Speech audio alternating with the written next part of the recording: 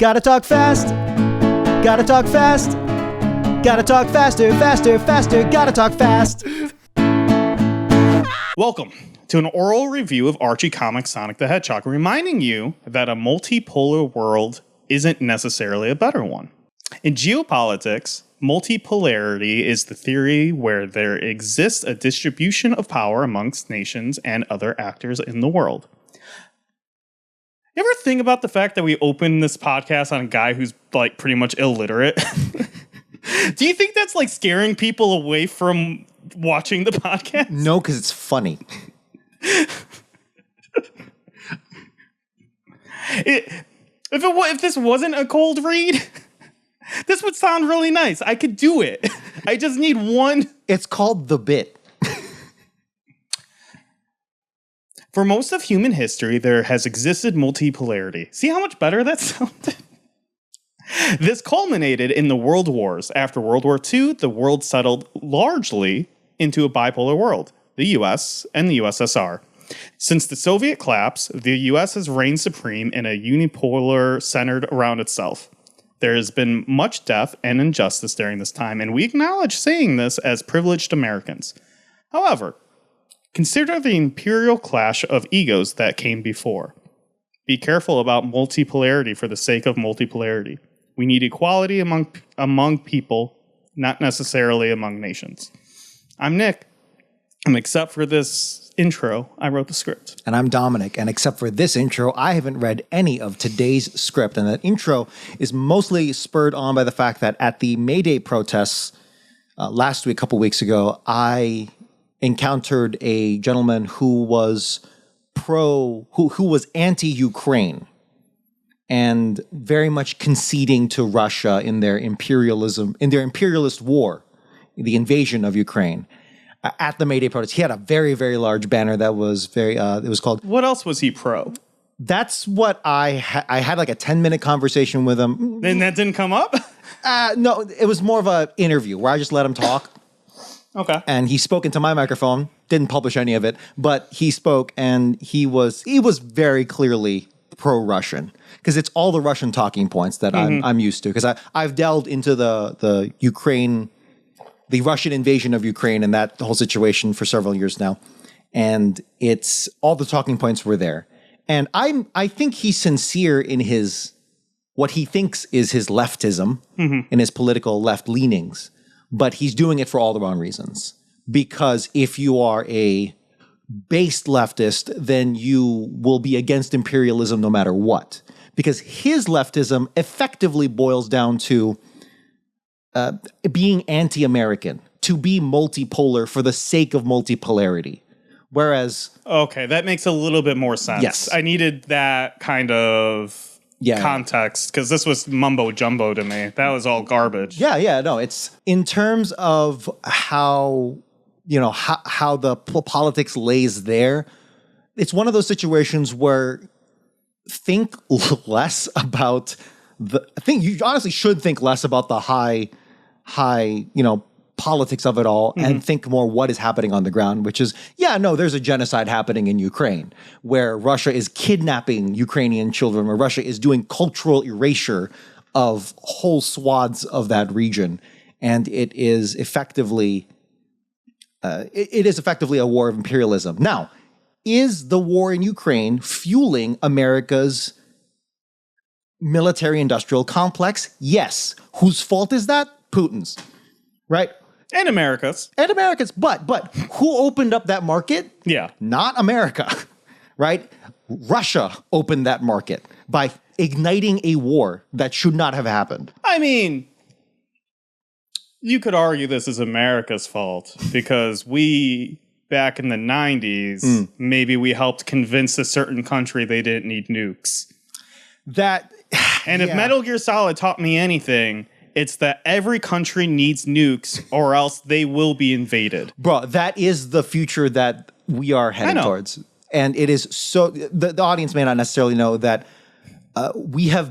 our failures geopolitically have been so bad in that front, where we have effectively rewarded North Korea for building a nuclear weapon system apparatus. We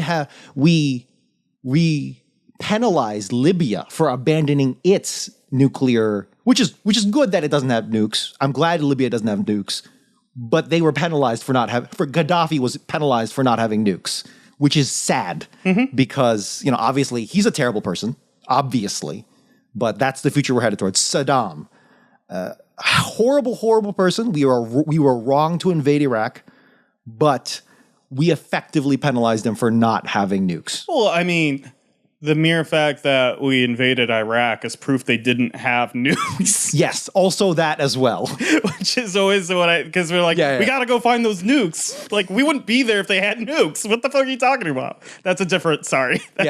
We're getting very off track. We're getting extremely off track. The point is, I am very critical of the United States Thank you. for its piece-by-piece policies. But when it comes to Russian imperialism, that doesn't make me pro-American. That makes me pro the people of that region, right? People power. I think, as I was alluding to earlier, we need to expand the nuclear program so that every person has their own nuke. And again, based on Metal Gear Solid 3, I know that handheld nukes are a thing. Thank you, Davy Crockett. And yeah, we should all have Davy Crockett's. A Robot Rides the Rails, Part 1. We open on Sally in the middle of Robotropolis. She's alone, except for her trusty sidekick/supercomputer, Nicole. This is foolish, Princess. We came to gather information, not go off on some wild adventure. We're freedom fighters, Nicole. That means we have to be ready for anything at a moment's notice. That doesn't mean operating without backup. We cut to Sally, plugging Nicole into a supercomputer. Nicole starts downloading the data and comments how large the files are. I'm not surprised. If this latest project of Robotnik's is even half of what we've been told. Alarms start blaring. Sally asks if Nicole is done downloading the data. The answer is no, but Nicole establishes a radio link. Sally grabs Nicole and starts running. Sally finds a bridge with a train running under it.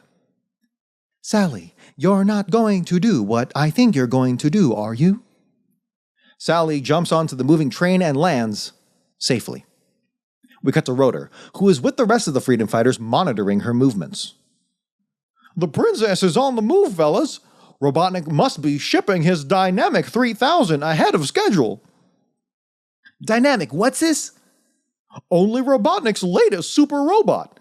This one, however, is meant to maintain Robotnik's control over the western portion of the continent. Our agents in Robotropolis have been compiling information on this one for some time, and Sally thought it was worth going in and personally checking it out. And with Nicole to assist, she had a better than even chance of getting us the additional information we need to deal with this latest threat. Sonic then speeds off to Robotropolis to see if he can help Sally. The other freedom fighters get into their private jet they've apparently had. We cut back to Sally, exploring on the train where she stumbles upon a golden machine. Sally takes out Nicole to scan the machine, but something is interfering with its sensors.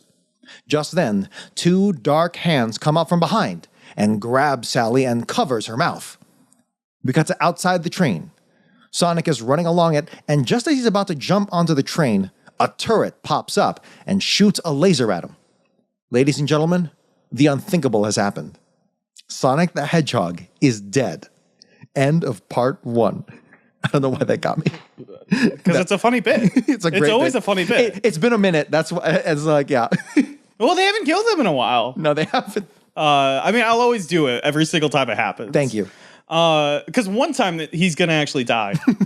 And it's going to actually throw me for a loop. Whatever. It's simple setup. Nothing to really...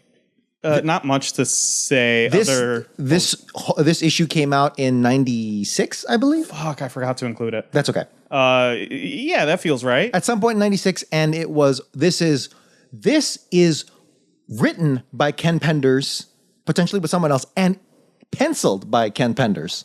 Oh, script and pencils. Okay. Script and penciled by Ken Penders, which... Why does this look much better than the other one that he penciled, where he looks like a fucking dumbass? For the record, It's a little better. There's some Penders still showing in on them pencils. No. What I'm saying, this is also penciled by him, and everything looks like a fucking dumbass. You know what I mean? Yeah, he was busy that day. Sorry, back to the comic. Why do they have like a private plane? This is the first we've seen this, right? I believe so. They're trying to do like a what is it? X-Men? The X-Men. Is it called the X-Wing or X-Jet?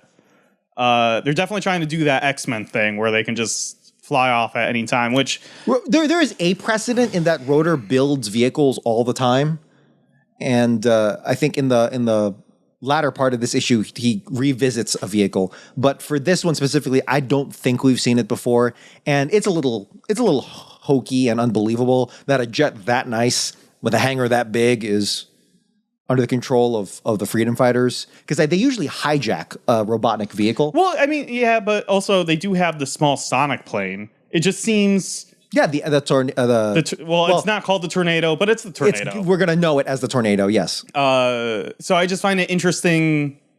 Why did they need to take this huge big thing when they have an established small plane? That I believe multiple people have written before. Like they just hang on the wings. Yeah. Which is funny. But this is... Well, that could be a response directly to that, which is that, well, I didn't want all 5 freedom fighters, which Bunny's not in this issue, but all the freedom fighters are not on this, can't just all be clinging to this plane all the time. Sure. Maybe getting ahead of our, you know what? No, I'll save it to the next thing. What do you think of the setup so far? I mean, I don't know. You know, I'll say what I was going to say is I don't get what's happening here only in the context of, I shouldn't say I don't get what's happening. I thought this issue was going to be there was a setup in the Tales mini adventure where they were like, Robotnik's like, I got to go deal with something. Yeah. I thought this was going to be the issue that deals with that, but Tales is here. Yeah. And so I'm like, I don't know. They like teased like thing happening in the mainline Sonic. So we get some parallel motion. That's cool. Okay. Yeah, but like it never happened. No. Because at first I was like, well, maybe it was the last issue and I just like missed it. But Tails was in that one too. So I don't know. I went back and checked. So I don't know. That just... I'm not... We picked up on the hint, so reward us. We didn't get that reward, so... It's not even like a reward. I was just like, I don't... A payoff. I just don't get what the point of that fucking line was in the last issue. And and the farther we get away from it, the less it makes sense. Yeah. Because they can reference it later, but I don't know why. Well, I think the release is this came out around the same time. Okay. So I think. Weird tangent, I know. No, I was thinking about that too. Yeah, there's not much to say. It's a setup. I appreciate the train heist thing of it all. Less of a heist, but more of a sabotage mission. Like, okay, this is some actual freedom fighter shit. This is some real asymmetrical warfare. You said Ken Penders penciled and wrote it. Yes, I do find it extremely funny that back to back we have someone sneaking up and just like getting their hands put over their face and like maybe potentially getting kidnapped. The character that does it definitely points to a lot of that. Yeah. So let's move on, shall we? A Robot Rides the Rails, Part 2. We open on this Jeffrey St. John releasing Sally from his, I imagine, very weak grip. Sally asks, "What is this fucker doing here?" And he responds by kissing her. A quick and friendly reminder that Sally is 16. Is she really? Are you just basing that off the wiki? I mean, she is at least 16 or 17. Under 18. She is under 18. Okay. A quick and friendly reminder that Sally is 16 and this dude is, based on Gotta Talk Fast Math, 28. She pushes him away and asks again, what is he doing here? Simply put, love, me and the lads are here to put the kibosh on Dingo over here. After all, he's not just any ordinary mechanoid Robotnik is sending out to your neck of the woods. He's a tiger of deadlier stripes. We cut back to Sonic, who has miraculously survived a direct hit from a laser. He's disoriented, unsure of where he is, when Antoine flies by in their plane. They drop a ladder for Sonic to grab onto, and they fly above the train. We cut back onto the train with Sally and Jeffrey St. John. Sally asks where Jeffrey St. John's men are, and he informs her that they're up front, about to stop the engine. Just then, the train starts screeching to a halt, knocking Sally and Jeffrey St. John to the ground. It seems Jeffrey St. John's men have triggered the failsafe when they cut the power. The golden machine starts whirring. The golden machine stands up. Nicole pipes up and suggests a retreat. The machine is, unfortunately, blocking their exit. We focus back on Sonic and Tails. Sonic has let go of the ladder and Tails is holding Sonic, flying towards the train. He flies over and gently drops Sonic onto the train. Sonic starts running on the roof when a golden fist pops up in front of him. Then, the whole machine pops out. Sonic tries a trusty spin dash but bounces off and lands inside the train compartment, with Sally and Jeffrey St. John running up to him. Sally calls out Sonic's name, and Jeffrey St. John, immediately clocking Sonic as a threat to his pervy relationship with Sally, tries to egg him on by asking Sally if this is a trainee of hers. Sonic starts ignoring the golden machine and almost throws a punch at Jeffrey St. John, or at least I like to think he did, when the golden machine starts transforming. The machine, which originally looked humanoid by design, has transformed into a more spider-like machine. The golden spider machine is standing on top of the roof of the train. Antoine and Rotor are following the train and see this all happen from above. Rotor warns Antoine not to get too close, which Antoine immediately agrees to. Unfortunately for them, this golden spider Go-Go Gadget's extensions arm and grabs the plane from below. End of part 2.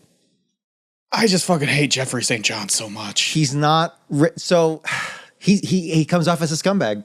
He comes off as a huge scumbag, which... if that's the intent, congratulations. But I think the intent is he's supposed to be cool as fuck. Cool, dashing, suave, James Bondish. Yeah, elements of James Bond, and it's like not coming off at all. He comes off as like such a piece of shit. Yeah, 100%. The way he grabs Sally, super pervy and like inappropriate. They've only met one time before. Granted, it was like a 3-day like excursion. Yeah, that can be a lot. That can be a moment, especially if she's been away for a while and all that stuff. And they did share a kiss at the end of Sally's miniseries, but still comes off very, very fucking pervy and weird. Yeah, I fucking hate this guy. That's all. Yeah. Like, there's not even much to say. It's just like, what a piece of fucking shit. I'll open this up. Could it be our 2025 sensibilities? No, I would have hated this dude. In the 90s? Okay, so this is... 95-ish, 95, 96, whenever this came out. Yeah, so I'm like 5 years old. I would have clocked him. I would have been like, this fucking piece of shit. But also would have been more like, this piece of shit's getting in the way of my fucking Sonic, fucking Sally. It's honestly... yes, very true, very true. Scroll up just a tiny bit. So just the way Ken draws these, it's holistic, right? The way Ken draws his characters, his versions of the character, they're much taller. He not humanizes, but they have human proportions. Yes, which adds to the... Well, and it makes it... They look too lanky. Yeah. I do not like his art style at all for this. The very next panel there, it doesn't show as much, but when you go full body shot... but then it doesn't come off right. So yeah, obviously this is a very visual thing, but so for our audio listeners, sorry, but it just doesn't come off right compared to like when Art McWhinney does it, and they're a little shorter, they're a little cuter. It's more like Disney-esque, in that sense. So it isn't as jarring. So, but I mean, there's not much to this. There's not much to this whole thing, but I did think at one point in time they were setting up. I thought when this was happening that this was like the machine that ends up going to Australia in the miniseries. See, at first I thought it was that golden gorilla from 10 issues back. Yeah, that would have been cool with the giant like timepiece that he has. I think so. Yeah. That dude was fucking rad as shit. The one where Sally convinced the gorilla. I was like, sorry, I've got a boyfriend, without establishing that with Sonic first. Yeah. Even Sally's not into this. Yeah, that's the thing. In this specific part, she's not into it. It is just very funny that Ken that's an accident on Ken's behalf. 100%. His intent was for Sally to be fawning all over him as well. That does not come off at all. Yeah, and it does in the next one, in the next issue, next story. So yeah, next part of the story. But this one, she's very much just like, dude, what the fuck? Which is the correct way to do it. Yeah. But if his intent by the end of this story, well, you'll know. But yeah, this is actually one of those few times where I'm like, let's just go to the next one so that we can like talk about it. A Robot Rides the Rails, Part 3. Sonic, Sally, and Jeffrey St. John are in the train compartment. Above them, a golden spider has the Freedom Fighter's private plane trapped inside its mechanical claws. Inside that plane, Rotor and Antoine. Maybe Tails, we haven't seen him for a while. Get back, Sonic! That's more Australian, sorry. He said dingo earlier, so he might be Australian. I hate that. He said dingo, though. He did, which is like, so like, I was giving him this was many issues back, but we talked about it where it's like, oh, okay, sure, English guys do say mate. That's not an exclusively Australian thing. Is Ken just obsessed with Australia? Steve Irwin is big at this point, right? I'm not joking. He's a part of the zeitgeist. He's beloved. Well, okay, wait. Real question. Okay, Crocodile Hunter, pretty big in the mid-90s. He's beloved and he should be beloved. Crocodile Hunter, no, what's with Steve Irwin? Steve Irwin is the Crocodile Hunter. He's pretty big right now. Crocodile Dundee. Different guy, yeah. But yes, I know. That's the point I'm trying to make. He has a pretty big movie around this time, right? I think it's 80s. I think it's early 90s. You could be right. I don't know. I never really watched those movies. I saw them when I was very young. Yeah. But I'm like, does America kind of have like a weird Australia obsession at this time? I think so. I think partially because of, well, I think mostly because of, I truly don't know the history of that. I think so. Definitely higher on people's radar than before. Steve Irwin genuinely being like the one Australian everyone knows. I mean, Mel Gibson has a problem with what you just said, but like he doesn't come off as Australian. No, he doesn't. Like he just comes off as racist. Exactly. He made an effort to be American, to hide his Australian. Whereas Steve Irwin is like, that's his whole brand. Yeah, and that's awesome. So yeah, I'm gonna keep him as like Chav English. I think based on the fact that they were doing a James Bond thing, it makes so much more sense. It makes more sense. Yeah. All right, here we go. Get back, Sonic. Get back, Sonic the Hedgehog, and watch a real professional at work. That'll be the day you could teach me a trick or two, Clyde. Clyde. Interesting insult. I do my usual sleuthing and discover some interesting information. The name Clyde is not mentioned in the Bible. According to CougarTown.com, the name is defined as follows. Noun, a person that one insults or dislikes. A clumsy person. Of course, this doesn't answer why the name Clyde is an insult. An answer that seems to be commonly repeated is that it was based off the orangutan in the 1978 smash hit Every Which Way But Loose. Back before those pesky animal rights activists got in the way of making art, we, America specifically, used to make buddy movies with animals all the time. The log line of Every Which Way But Loose is this. A trucker and bare-knuckle brawler roaming the American West in search of a lost love while accompanied by his pet orangutan, Clyde. If I was a producer, I would have thrown all my money at this project. Still, I don't buy the idea the name/insult came from this movie. Unfortunately, I have entered real dead internet theory territory, and I actually do not trust most of the information I'm finding on this subject. However, I did find one piece of information that sounds far more compelling than most. angelfire.com/jazz/thecoparoom/ratpatlexicon.html is a webpage dedicated to the slang of the Rat Pack/Rat Pack wannabes. I might have been on this website for the record. The word is defined as such.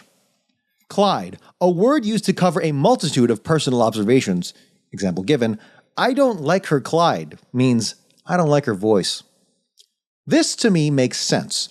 Especially when you think through the evolution of words, I can see something as popular as any which way but loose taking a word that's some common slang among the cool kids and dumbing it down to just meaning people you think are dumb. Though I acknowledge that this is me choosing what to believe. I also still do not understand how Clyde became this insult among that generation. Sally asks Nicole on what to do next. I've been going through the files we downloaded, and I've learned the Dynamic 3000 has two weaknesses. One, it can only react to a given situation. It cannot anticipate actions. For example, it reconfigured itself from one form to another as a reaction as an attack from multiple opponents. 2. Confirming the information Rotor received from our agents, it can be deactivated with an electronic pulse scrambler plugged into its central processing unit. Therefore, you must exploit the first weakness in order to take advantage of the second.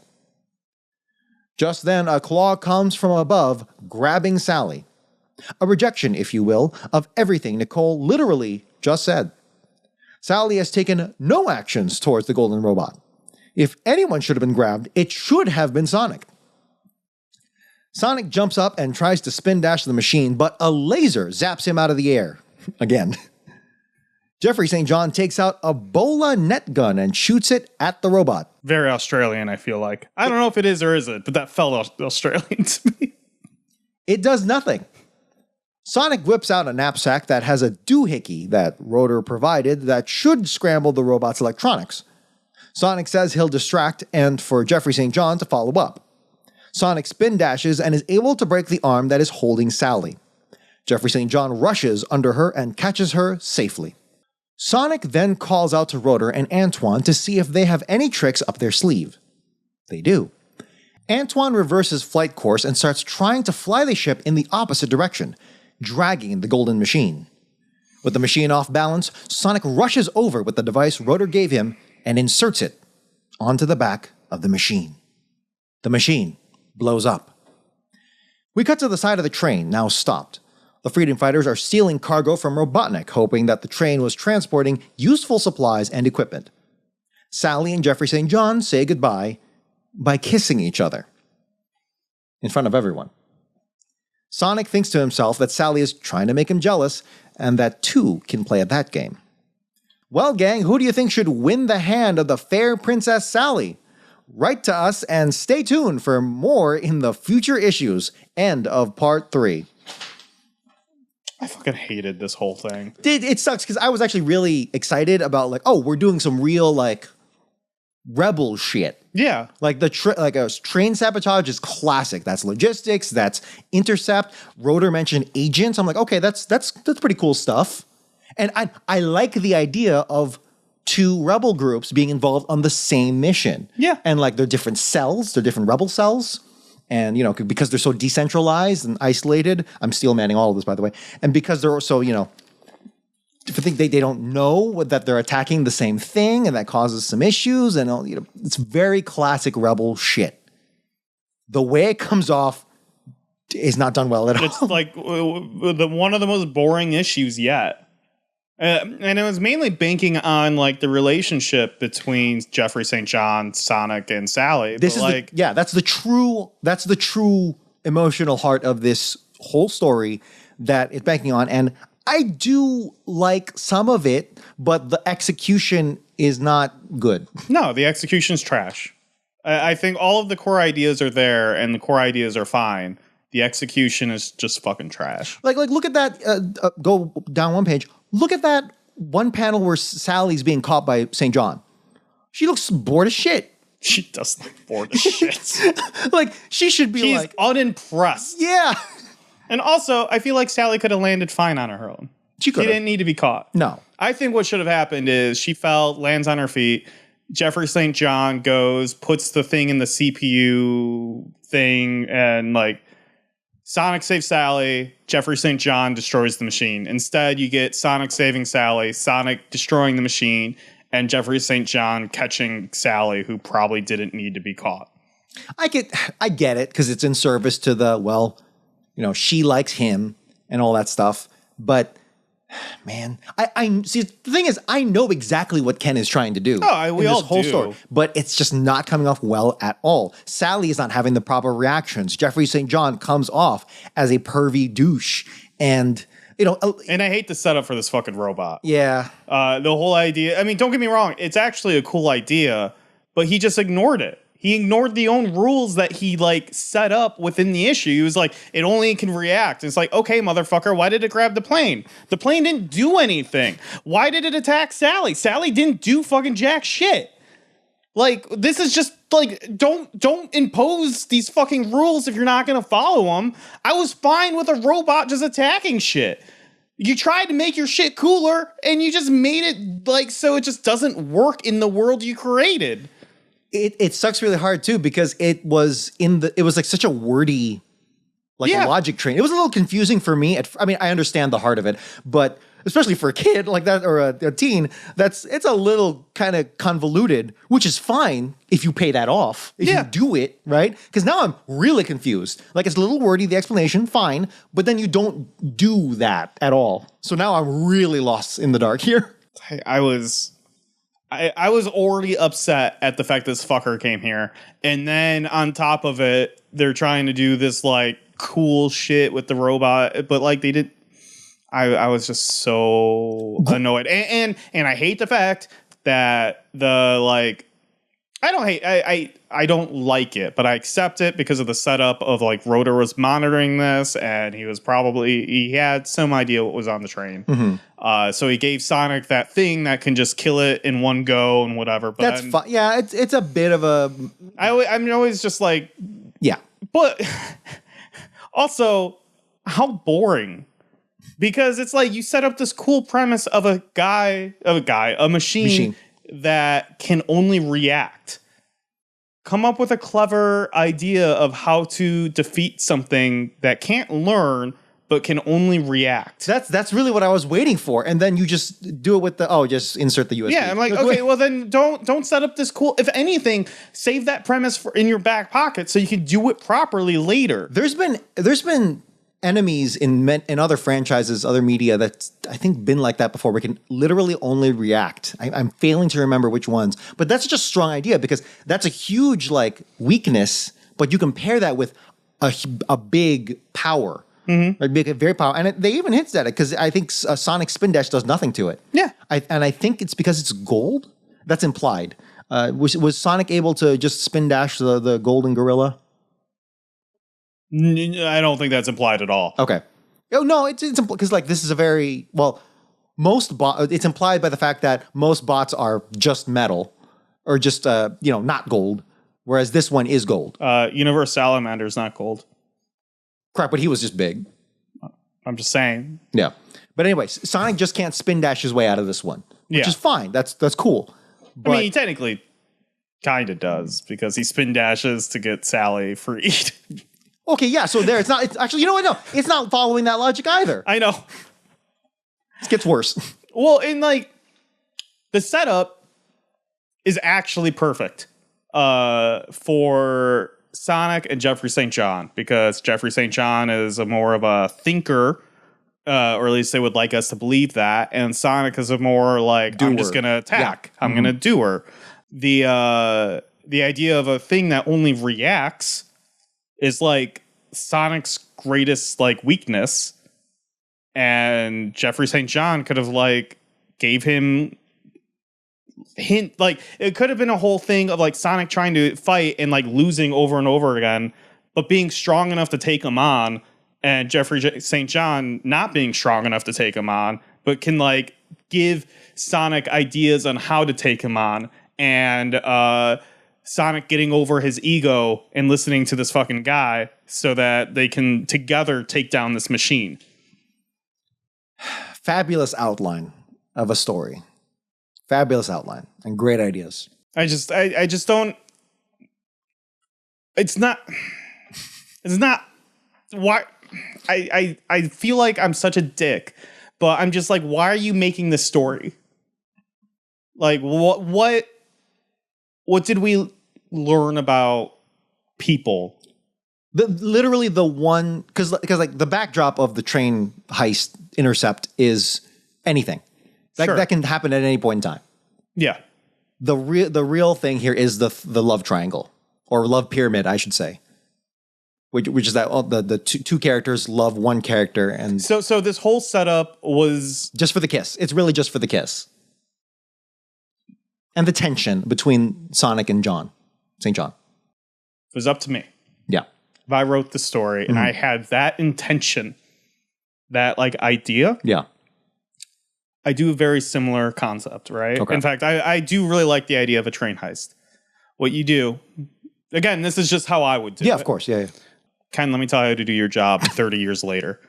You get it so Sally's like kidnapped onto the train, can't be found, and Sonic meets Jeffrey St. John, doesn't know who he is, because they obviously don't know who like each other are. Yeah. And then they actually become buddy. And they're like... But then that flips. Exactly. When Sally's like, oh shit, those are my two boyfriends. Yeah, like they become like super fucking tight by the end of it. And then Jeffrey St. John kisses Sally goodbye. And then Sonic is just like, what? You guys have a history? Yeah. And then Sonic like instantly... is just like stonewalls this fucker, and he's like, I don't like him. Ah, man, I'm imagining like Sonic and St. John are like Snowpiercer, like going through that shit, and then by the fuck, that's good. That's good. Damn it! Look at how bad that panel is with Tails and Antoine. It's like, yeah, it's pretty bad. I feel bad judging drawing because I can't draw for shit. No, of course, yeah. But I'm not getting paid to draw. I'm not getting paid to draw. No, honestly, this is called critique. We're critiquing, and you don't have to be able to do something to be able to critique it. And look, the reason why it feels bad is why the reason why the penciling is not great there, why it feels not great, is because there's much better penciling in the next story, not the next story. Not the next story, but the story at the end and throughout the rest of the series. So, in fact, Spaz draws the cover. I want to look at the cover again. I think it says Spaz at the bottom right. No, it does. I know it does because I remembered seeing it. Yeah, that's a better. It's really good. Classic Robotnik. Yeah. See Snively at the pilot seat or the conductor seat. Oh. Yeah, right. Little hidden thing there. Oh yeah. He doesn't even show up in the story, but it's fun. I mean, Robotnik's not even a train conductor in this one. Yeah, actually, go up. The robot's not gold in the cover. Yeah, so not implied. I don't know why he's gold in the story. They do that all the time. That's a thing in comics? I don't know if that's a thing in comics. It's a thing in these comics. Gotcha. I think it's because I assume they send like concept drawings of what it is to the person doing the cover. Yeah. And then like the coloring doesn't like meet I feel like there's probably some real choices made on coloring based on how expensive ink is. We've talked about this. Yeah. So they'll decide something is like gold, but in like concept, it was like more of a like this one has 3 colors. Yeah, silver, pinkish, and like whatever, and purple. Yeah, very why can't I think of his name? Starscream? Yeah, actually. Yeah. Thank you. It was giving Starscream. No, I was shocked that you knew exactly what I was thinking. That's all. And I feel like there was someone along the line of like, I don't want to fucking do all that. It's going to be all gold. Yeah. But then that changes things because it implied to me that it is literally gold and that it gives I don't know. I think it was better because it implies that Sonic can't do the thing. But. Fucking Green Lantern. Yeah. Is that his weakness? He can't do gold? Yeah, so his weakness was the color yellow. Which is what Sinestro is. Got it. And wood.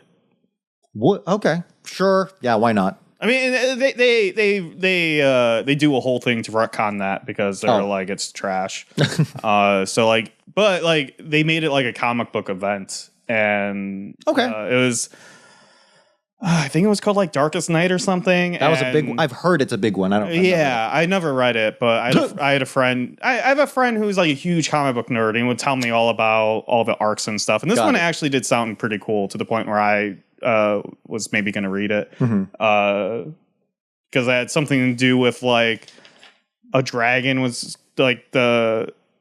You know what? I'm not going to attempt it. Yeah, it's fine. It's fine. I have the same thing where people tell me about stories all the time. Okay. Fear itself was like captured inside like the Green Lantern's rings, and therefore it was like yellow.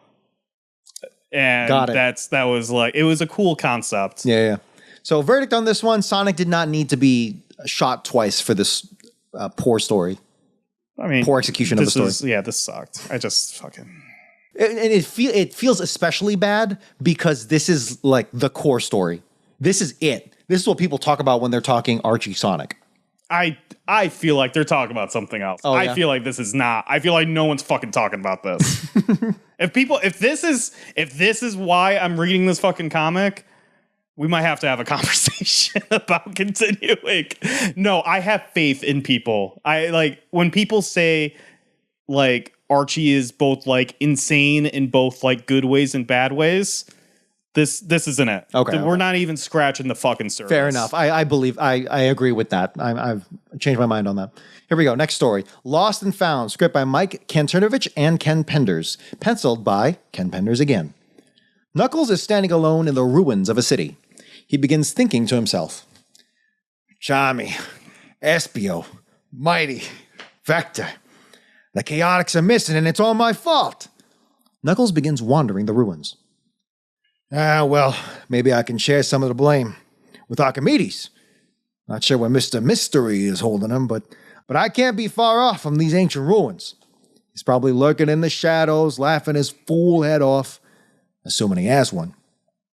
A security camera spots Knuckles from afar, hidden. We cut to the inside of a control room, with the shadow of a cricket being casted onto the control panel.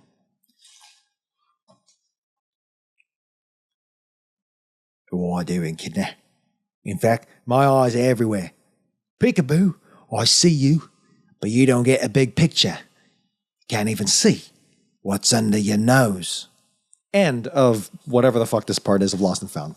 This is actually part 1. Is it actually? No, it feels like part 2 because it's, well, but okay. It's a continuation of... You're right. It does say officially Lost and Found part 1, but it's a continuation of that previous Chaotix thing. Yeah. Yeah.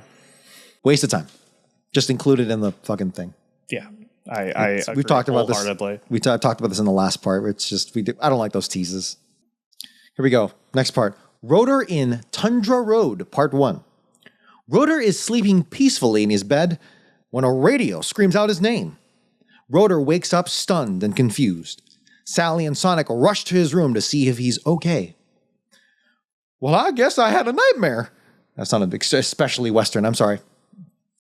I thought I had something from this old radio, but it hasn't worked for years. It's an antique. My first piece of electronic equipment. I've kept it for sentimental reasons. It was a gift from... A woman's voice booms over the radio.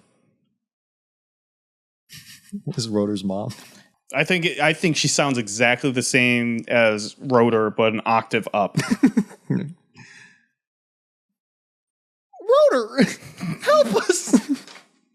It's going to be really funny when we do his little brother, because it's going to be 2 octaves up. The voice is Rotor's mom, though she lives too far away for radio signals to reach Knothole. We cut to the command center with Rotor doing some analyzing. He concludes that the signal is coming from the north. Rotor starts heading out and Sonic tries to tag along. Rotor stops him, saying this is something he needs to do alone. He heads to his bathysphere, which is a submarine from one of the prequel comics from one of Gotta Fast's lost episodes. Rotor heads north, muttering to himself a quick reminder that Rotor has a mother and a baby brother named Skeeter. No mention of a father. Rotor slides onto land and immediately finds his baby brother and his mom. They are standing almost at attention, staring off into the distance. They have no reaction to the appearance of Rotor. Rotor starts walking around and notices that everyone is standing at attention. I should also mention this is taking place in the Arctic North, I believe. Yeah. Okay. Just then, Robotnik's voice booms across the frozen tundra. Attention, walrus slaves! You will all proceed inside to the hidden fortress within this iceberg. If you disobey, you will be clubbed by my merciless ice bots. Ice bots are just swap bots with square heads, and I presume different innards so as not to freeze in the cold weather. They also carry clubs. We cut to inside the hidden fortress. Rotor is pretending to be a slave like the rest of them. Robotnik appears on a giant monitor. Robotnik bids you welcome. Earlier today, I detonated a neuron bomb over your colony. The fallout has short-circuited your brains, making you my mindless thralls. Soon, the entire frozen North Sea will be mine. At first, I was going to have you help me melt the polar ice caps, creating a water world. But the budget was way too high. So, on to Plan B. With your help, I shall build a giant freezer unit, ushering in a new ice age, destroying all non-robotic life on Mobius. Can I get an amen? The walrus say the words amen in unison. Rotor says nothing. An Icebot notices and calls him out. Robotnik, over the monitor, notices that it's Rotor and demands his capture. Rotor punches the Icebot and starts fleeing.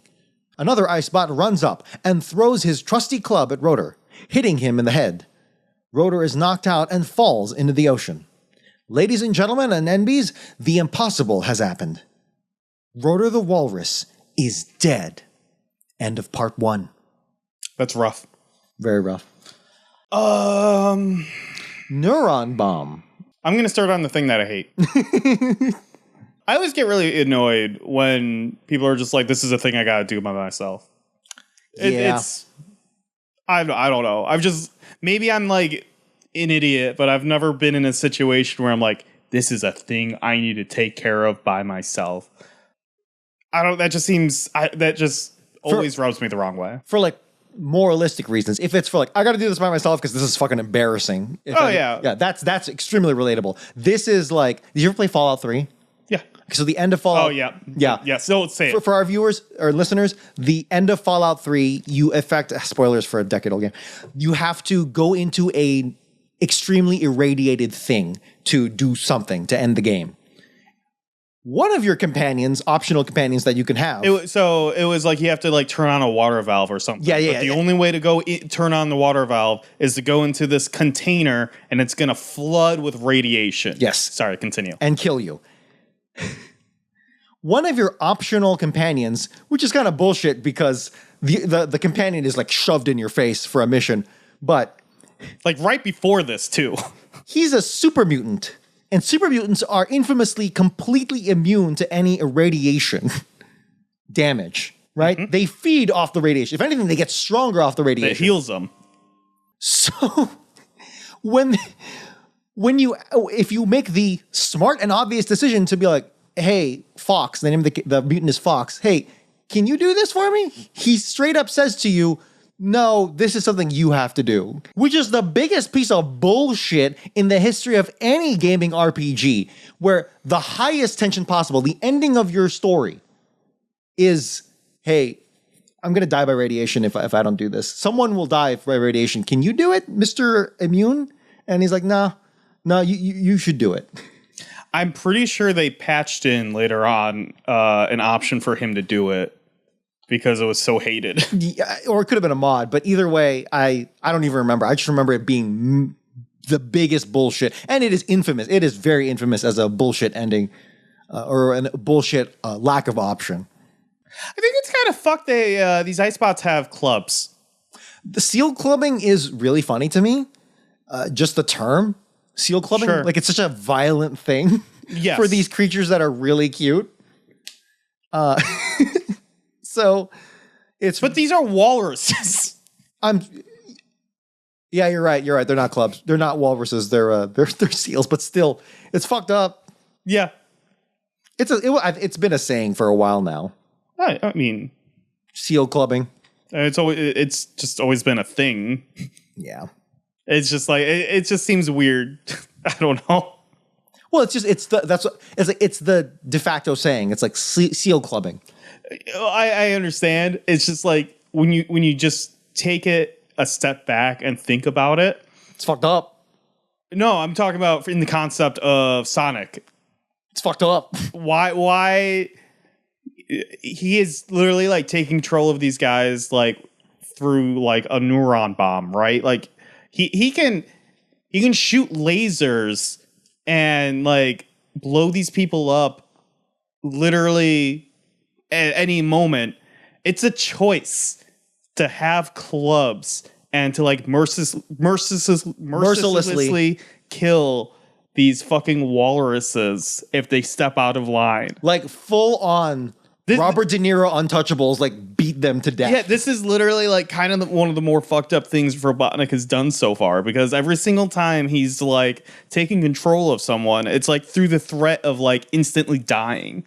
This is like a slow and painful death. And he's doing it because what?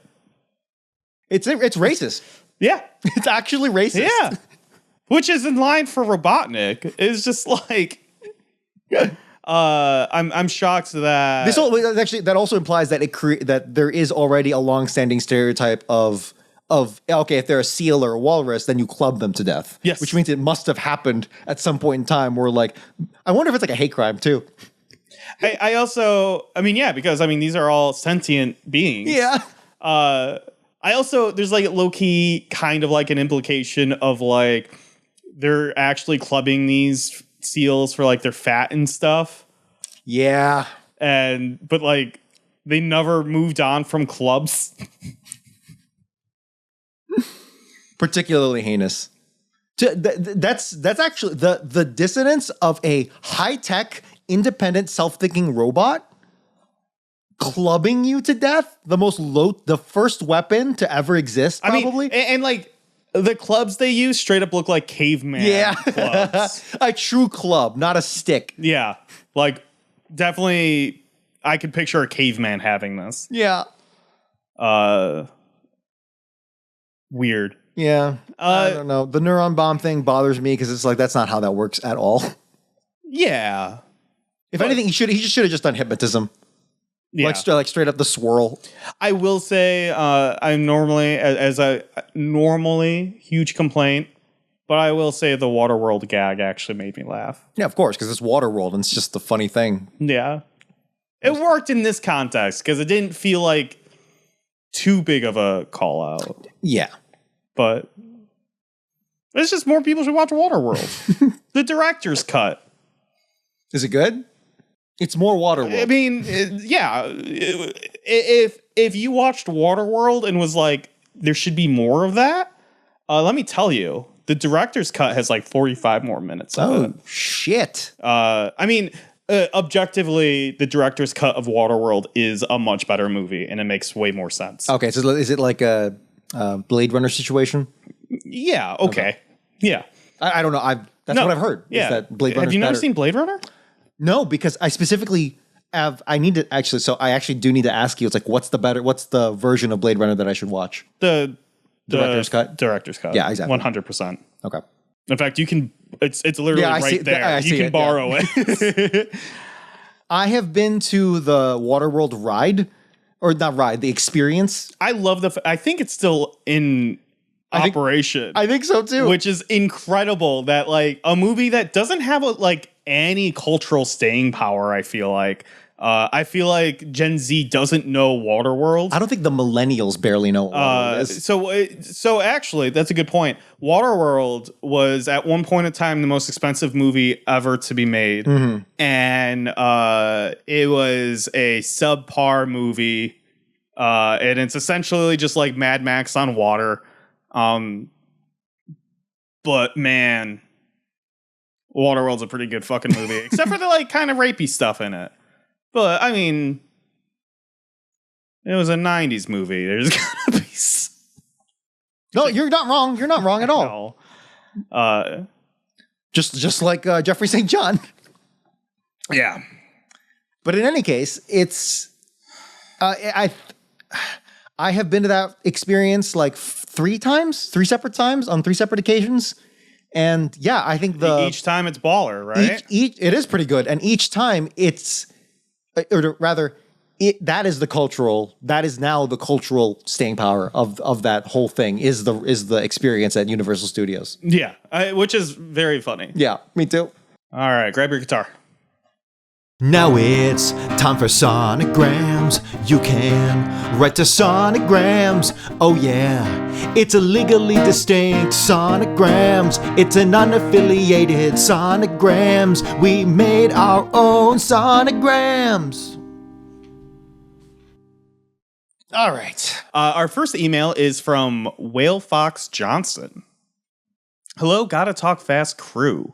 I like that, crew. It implies we'll get more people. Yeah. Been an avid listener for months. Thank you. A little bit about me. My first video games I ever played were Sonic Adventure DX and Legend of Zelda Majora's Mask. Man, video games have really gone downhill for you, starting with those bangers, huh? In 2002 to 2003, you can probably guess which two franchises I became more of a fan of. I find that I now start my week by opening up YouTube to catch the latest Gotta Talk Fast episode. Thank you so much. That's so kind of you. Wow. Oh, that actually put a smile on my face. Thank you for the support. I have a few questions for Nick and Dominic before the podcast sorry, I can't. I need to like print these out in the future, Yeah. so... I have a few questions for Nick and Dominic before the podcast gets too into the Penders fuckabouts starring Knuckles arc. It's all worth it, I promise. And away from the early years of the Archie comics. So for Nick, what are your two favorite Sonic moments and what are your two favorite Robotnik moments so far? I think two. It's a big ask. It is a big ask. I can tell you right now, my favorite thing Sonic has done so far is when he went back in time and had that dinosaur fucking chomp on him. Yeah. And Sonic decided to just cut off all of his teeth and then let that dinosaur live so that he's gonna go, like, he like marched off into the sunset, like prepared to die because he can't eat anymore.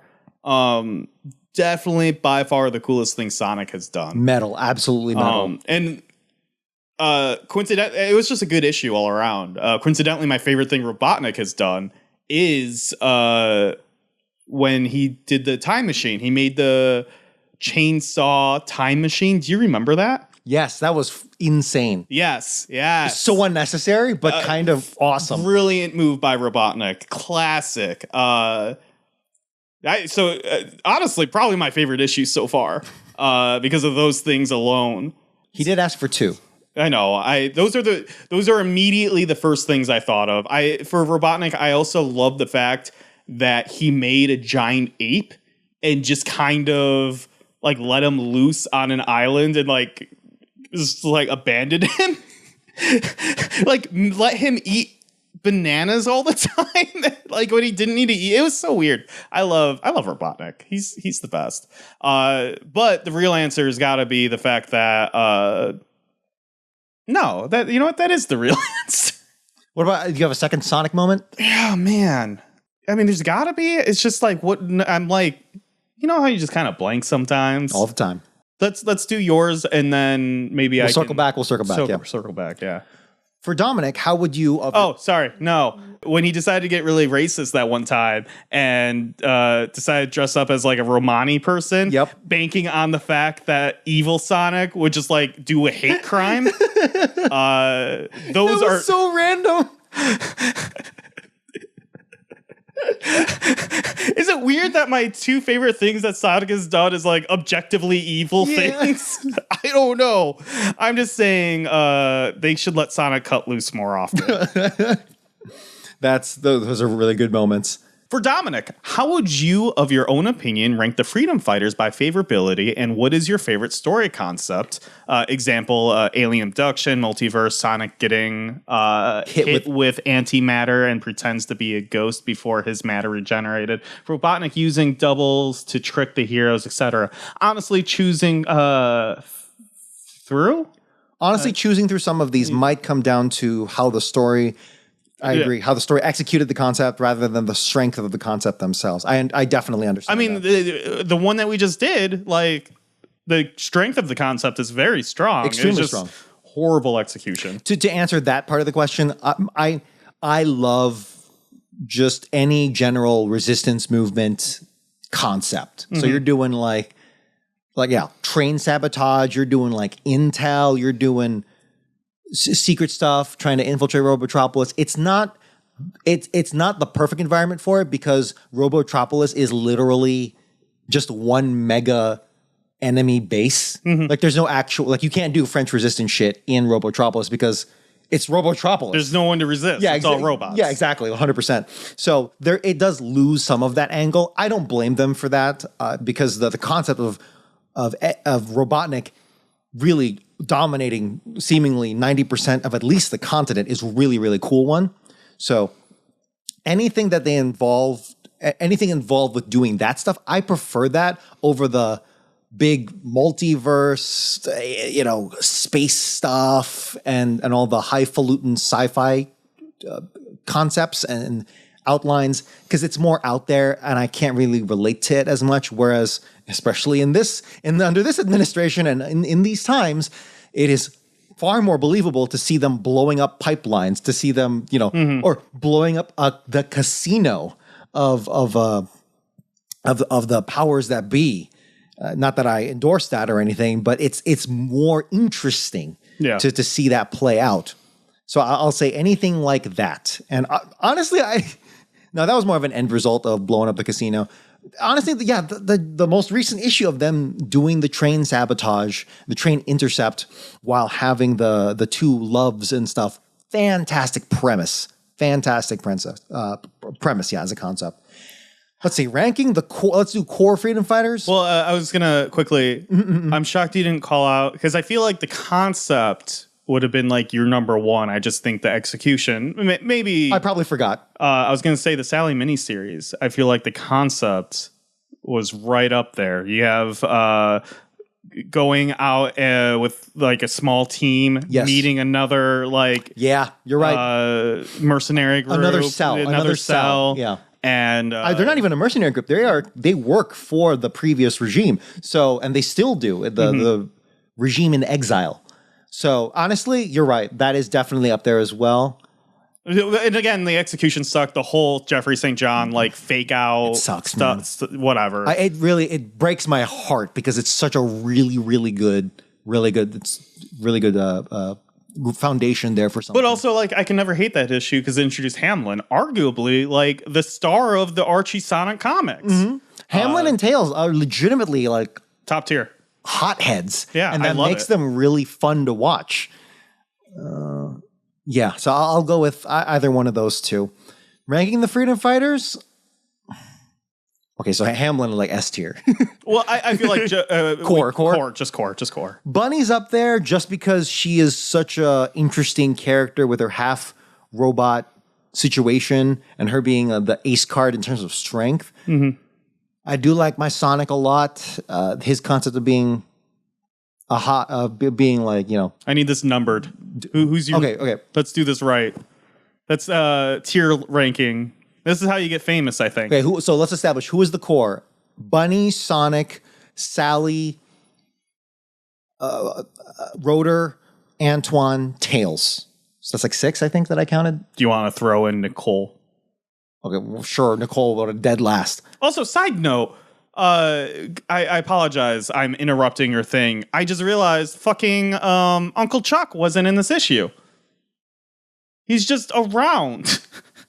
No, I think we talked about that last time where the whole point, not the whole point, but Uncle Chuck's purpose is to be an emotional anchor for Sonic. So he doesn't necessarily need to be there. But he's at the, have him sweeping in the background. I agree. That would be good. Would be good. Look, you don't see Hamlin every issue, unfortunately, but it's implied that he's there, right? No, he's off doing loser freedom fighter shit. No, look.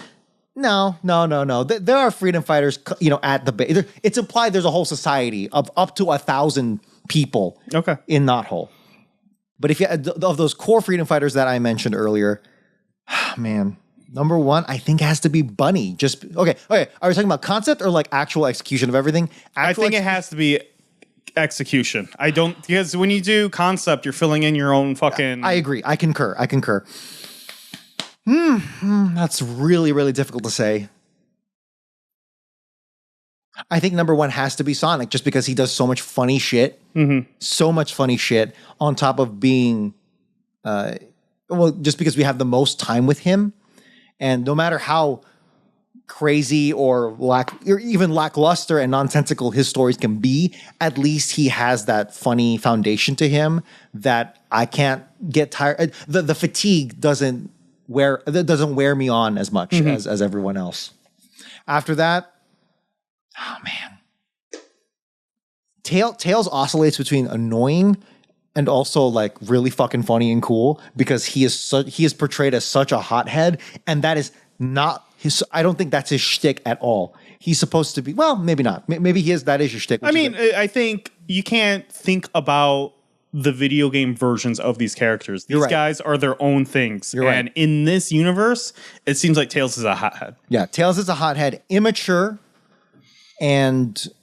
but really a go-getter, trying to constantly prove himself. So like, what's the term, like small dick energy or inferiority complex, right? Somehow for me, that's endearing in this particular case. Usually it's a big turnoff for people, but for Tails, it just kind of works. And so there's that. Also, he got beat up a lot in his own miniseries, which I thought was hilarious. I'll do my own rankings after this because I want to do it too. After that, Rotor's cool. Rotor's probably the most useful freedom fighter of them all. And the most outside of Sonic, yeah. Yeah, you're right. But outside, so as a support, he is a very good support. He honestly deals with a lot of intelligence as well, in addition to his inventions and as a mechanic. Until he becomes an alcoholic. But he's very useful and he's solid. He's a very good foundation. So that's 3.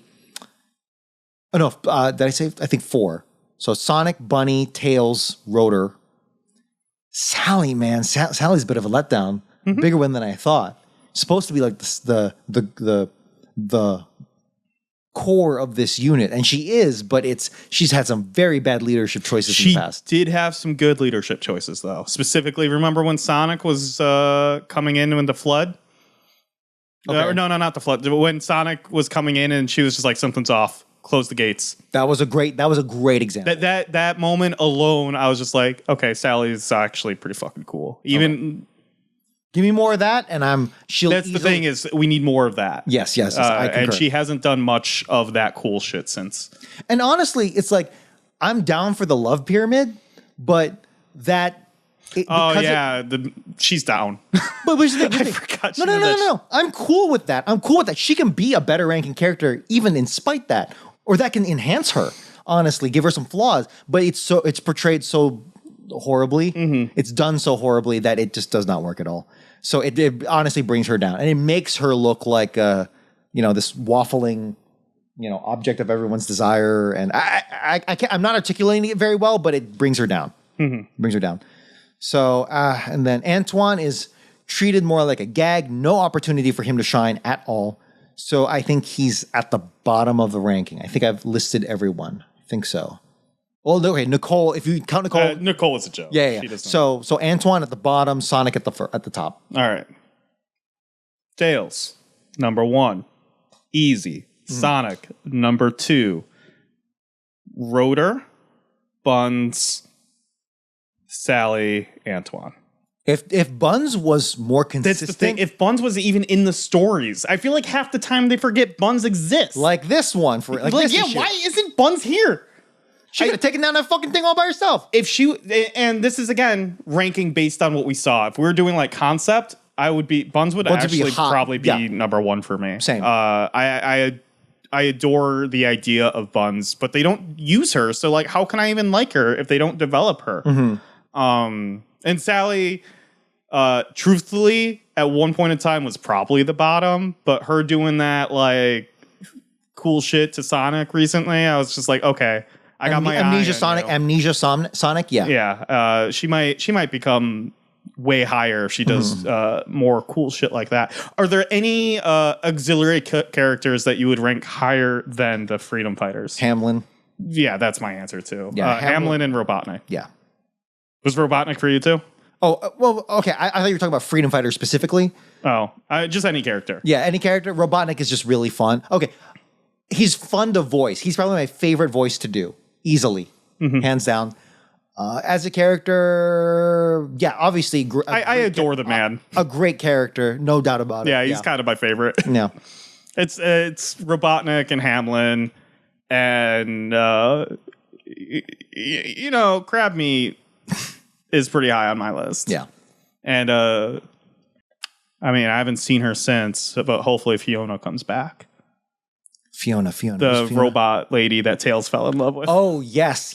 There's a good opportunity for stuff to happen there, too. Yeah. So. Yeah, who did I say my favorite was? It's Tails. Okay, good. Yeah, because he's like Hamlin, a core part of the team. Yeah, exactly. Tails is definitely my favorite character. Yeah.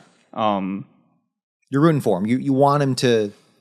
Honestly, it was the Fiona thing that really put him over the edge. If it wasn't for that, Sonic probably would have been my number one. But all of the Fiona stuff, I was just like, man, Tails is fucking great. That's some real shit. Yeah. Yeah. That's what I'm saying. Like, do interesting character moments, and I'll like the characters more. All right. Thank you very much, Whale Fox Johnson. I think we've seen your comments before on the YouTube channel, so keep dropping the comments, and we appreciate it. All right. We have more emails, but we will get to them hopefully next week. And that's the issue. Only 383 left to go. I'm Nick. I stream at twitch.tv/Mojosaurus. My personal blue sky is at Mojosaurus. And I'm Dominic. You can follow my jazz adventures in Chicago at Blue Collar Jazz. I recently just released an article. I don't know if I mentioned this last week.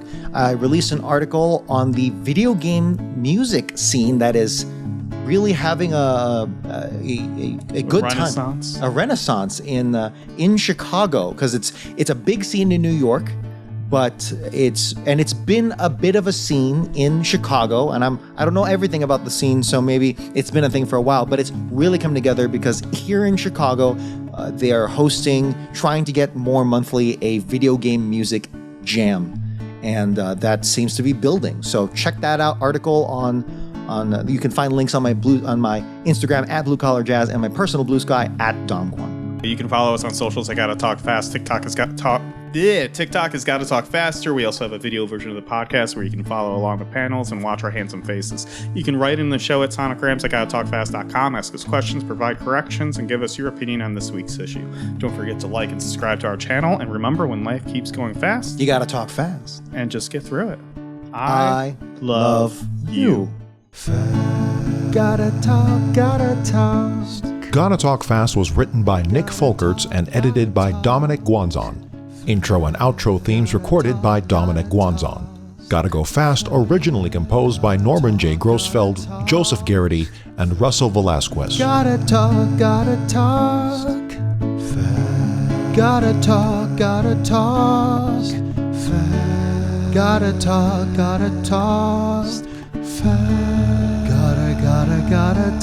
Gotta talk fast. Gotta talk fast. Gotta talk fast. Gotta talk fast.